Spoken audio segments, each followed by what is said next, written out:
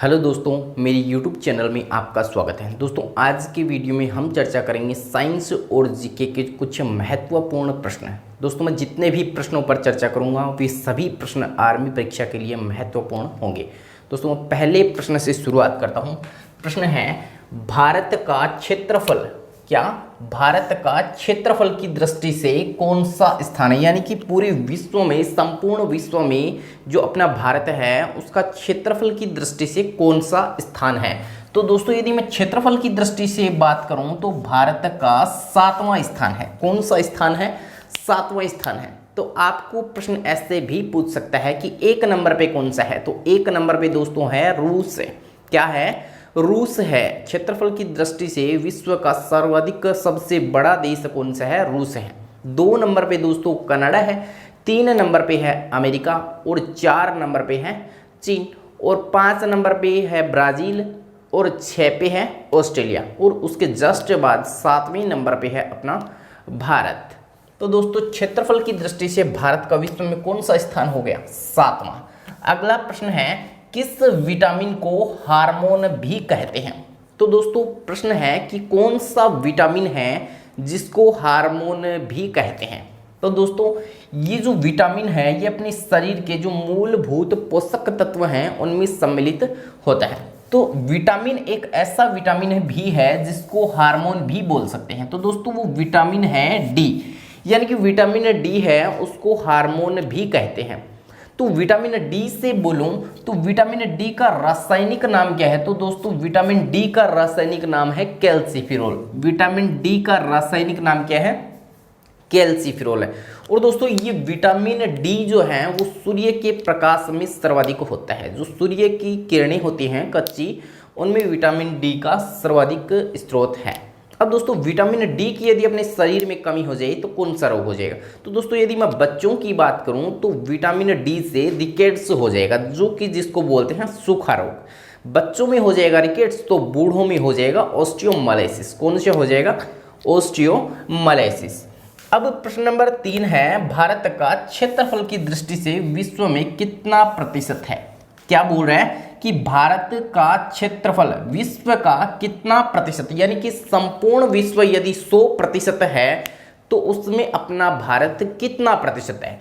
तो दोस्तों, अपना भारत है वो है सिर्फ 2.4%, यानी कि संपूर्ण विश्व में अपना भारत 2.4% स्थान घेरे हुए है। अब दोस्तों, मैं भारत की बात करूं तो यदि मैं भारत की लंबाई और चौड़ाई की बात करूं तो दोस्तों, ये जो भारत है, जैसे कि मैं बोल दूं कि ये भारत की हो गई लंबाई और ये हो गई उसकी चौड़ाई। तो दोस्तों, भारत की जो लंबाई है वो है 3214 और दोस्तों इसकी जो चौड़ाई है वो है 2933। अब इन दोनों को गुणा करेंगे तो इनका आ जाएगा क्या? भारत का आ जाएगा कुल क्षेत्रफल। और भारत की यदि मैं क्षेत्रफल की, कुल क्षेत्रफल की बात करूं तो वो है 32,87,263 किलोमीटर स्क्वायर। ये अपने भारत का संपूर्ण क्षेत्रफल है। और दोस्तों, आपको मैंने पहले प्रश्न में बता दिया है कि संपूर्ण भारत है वो विश्व में क्षेत्रफल की दृष्टि से कौन सा स्थान रखता है? तो कौन सा स्थान रखता है? 7वां स्थान रखता है। अब प्रश्न नंबर 4 है, विटामिन बी से होने वाला रोग कौन सा है? दोस्तों, विटामिन बी का मतलब है ये वाला B1 है, यानी कि विटामिन बी के 12 पार्ट होते हैं। कितने पार्ट होते हैं? 12 पार्ट होते हैं और 12 में सबसे महत्वपूर्ण 1 नंबर है और 12वां है। विटामिन 12 जो है उसमें सर्वाधिक कोबाल्ट धातु उपस्थित होता है और विटामिन B1 है, इसका नाम होता है B1। इसको अलग से B1 भी बोलते हैं। तो दोस्तों, ये जो B1 है, इस B1 की अपने शरीर में यदि कमी हो जाए तो अपने को रोग हो जाएगा बेरी बेरी। बी से बन गया बेरी बेरी। अब दोस्तों, मैं आपको बता दूं कि विटामिन बी है, इस B1 कौन सा बोले? B1। यदि B1 आ जाए तो आपको B1 का ही नाम लिखना है और B आ जाए तो भी B1 का ही लिखना है। विटामिन B1 का रासायनिक नाम है थायमिन। क्या है?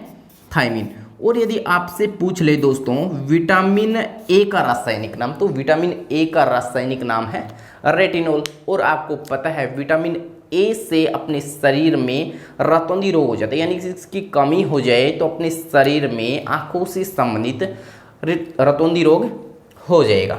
अब प्रश्न नंबर 5 है, दो अक्षांश रेखाओं के मध्य दूरी है, यानी कि जो पृथ्वी है उसको अक्षांशीय रेखाओं में विभाजित कर रखा है। जैसे कि मैं बोलूं कि ये अपनी क्या है, पृथ्वी है, ये अपनी, मैं जैसे कि ये वाली मैंने बना दी पृथ्वी, और इस पृथ्वी को इस प्रकार अक्षांशीय रेखाओं में विभाजित किया गया है। दोस्तों ये जो रेखाएं हैं, इन रेखाओं को समानांतर रेखाएं, ये मतलब कि समानांतर रूप में विभाजित की गई है। और दोस्तों ये रेखाएं हैं, ये उत्तरी ध्रुव और दक्षिणी ध्रुव को पृथक करती हैं या फिर अलग अलग करती हैं, और इनके मध्य की जो दूरी है वो होती है 111 किलोमीटर। कितनी होती है?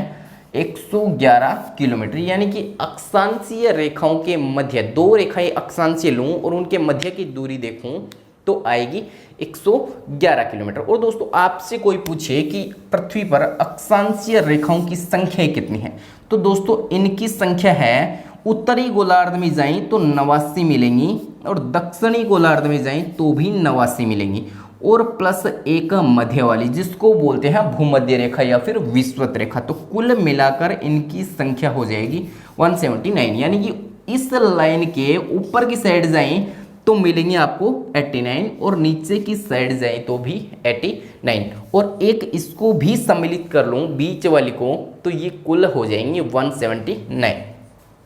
अगला 6 नंबर प्रश्न दे रखा है, दूध में पाया जाने वाला अम्ल कौन सा है। तो दोस्तों आपको पता है कि अपना जो दूध है उसमें एक अम्ल पाया जाता है जिसका नाम है लैक्टिक अम्ल। कौन सा अम्ल? लैक्टिक अम्ल। कौन सा पाया जाता है? तो दोस्तों दूध में सर्वाधिक लैक्टिक अम्ल पाया जाता है। प्रश्न आता है कि एक व्यक्ति रोज यदि दूध का सेवन करे तो वह कौन सी बीमारी से ग्रसित हो जाएगा। तो दोस्तों उसमें विटामिन सी की कमी हो जाएगी, क्योंकि दूध में विटामिन सी उपस्थित नहीं होता है। अब इस लैक्टिक अम्ल के साथ ही मैं बात करूं तो अपना जो मूत्र होता है उसमें कौन सा अम्ल होता है, तो दोस्तों इसके अंदर यूरिक अम्ल होता है। क्या होता है? यूरिक अम्ल। और चाय के अंदर, चाय को इंग्लिश में बोलते हैं टी, तो उसके अंदर टेनिन होता है। क्या होता है? टेनिन होता है। ऐसे ही कॉफ़ी है, उसके अंदर कैफीन होता है। क्या होता है? कैफीन होता है। अपने नींबू के अंदर सिट्रिक अम्ल होता है, और इमली में टार्ट्रिक अम्ल होता है। तो दोस्तों अब प्रश्न नंबर 7 पर चर्चा करें तो 7 नंबर प्रश्न दे रखा है, मलेरिया रोग में प्रभावित अंग कौन सा है। तो दोस्तों जब मलेरिया हो जाए तो शरीर में प्लीहा प्रभावित हो जाएगा। क्या हो जाएगा? प्लीहा प्रभावित होगा। अपने शरीर का एक अंग प्लीहा मलेरिया रोग में प्रभावित होता है। दोस्तों ये जो मलेरिया रोग है ये किस मच्छर के काटने से होता है। तो दोस्तों ये जो मलेरिया रोग है ये मादा एनाफ्लीज मच्छर के काटने से होता है। किस मच्छर के कारण से मलेरिया होता है? मादा एनाफ्लीज। और ये जो मादा एनाफ्लीज है ये अपनी जब ये काटती है तो प्लाज्मोडियम का स्त्राव करती है, और उसी से रोग होता है मलेरिया। कौन सा होता है? मलेरिया। अब प्रश्न नंबर अपना 8 नंबर प्रश्न है, क्या बोल रहा है कि हाइड्रोफोबिया बीमारी में कौन सा टीका लगाया जाता है। हाइड्रोफोबिया यदि किसी व्यक्ति के हो जाए तो उसमें कौन सा टीका लगाया जाता है। तो दोस्तों सबसे पहले तो ये बात ये है कि हाइड्रोफोबिया होता क्या है। तो दोस्तों क्या होता है कि जब किसी व्यक्ति को कुत्ता काट जाता है, यानी कि जो पागल कुत्ता होता है किसी व्यक्ति को काट ले तो उस व्यक्ति में रोग हो जाएगा रेबीज। कौन सा रोग हो जाएगा?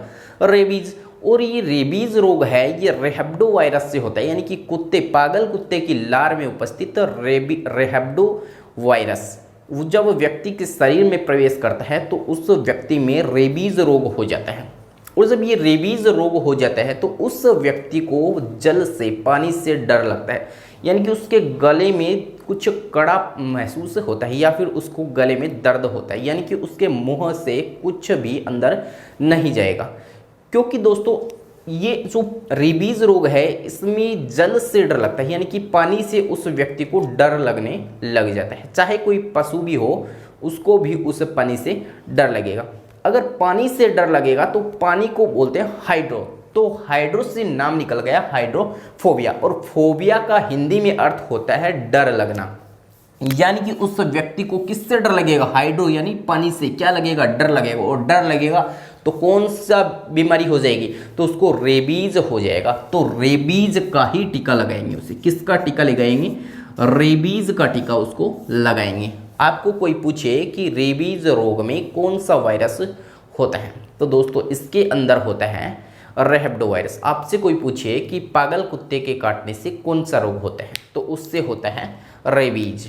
अब 9 नंबर प्रश्न है दोस्तों, क्या है कि ग्रीनविच रेखा किस शहर से गुजरती है।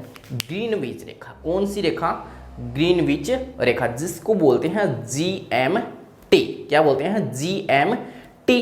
तो दोस्तों ये GMT है, ये क्या था कि जब पृथ्वी पर यानी कि विश्व में समय का निर्धारण किया गया, उस समय को एक मध्य भाग में से, यानी कि जो अपनी देशांतर रेखाएं हैं, जैसे कि मैं ऐसे बोल दूं कि ये अपनी पृथ्वी है और इस पृथ्वी को ये वाली रेखा 2 समान भागों में विभाजित करती है, या फिर मैं बोलूं तो उत्तरी ध्रुव और दक्षिणी ध्रुव को मिला रही है। ये वाली अक्षांशीय रेखाएं उत्तरी ध्रुव और दक्षिणी ध्रुव क्या कर रही थी, अलग कर रही थी, लेकिन ये देखो ये मिला रही है। इसको बोलते हैं 0 डिग्री देशांतर। क्या बोलते हैं, 0 डिग्री देशांतर। या फिर इसी को दोस्तों बोलते हैं ग्रीनविच रेखा। क्या बोलते हैं, ग्रीनविच रेखा। या फिर इसी को बोलते हैं प्रधान याम्योत्तर रेखा। कौन सी रेखा, प्रधान याम्योत्तर रेखा। या फिर इसी को बोलते हैं महान वृत्त। क्या बोलते हैं, महान वृत्त। महान वृत्त इसलिए बोलते हैं क्योंकि यह पृथ्वी को 2 समान भागों में विभाजित करती है, इसलिए इसे महान वृत्त भी कहते हैं। तो दोस्तों ये जो ग्रीनविच रेखा है, ये यहाँ पर एक देश है, कौन सा, इंग्लैंड। कौन सा देश है, इंग्लैंड। और इसी इंग्लैंड की राजधानी है क्या, लंदन। क्या है, लंदन। और इस लंदन में भी एक शहर है, क्या है, ग्रीनविच। कौन सा शहर है, ग्रीनविच। वहीं से ये रेखा गुजरती है, इसलिए इस समय रेखा को ग्रीनविच रेखा के नाम से भी जाना जाता है। तो अपना प्रश्न क्या है कि ग्रीनविच रेखा किस शहर से गुजरती है, तो दोस्तों ग्रीनविच रेखा लंदन से गुजरती है।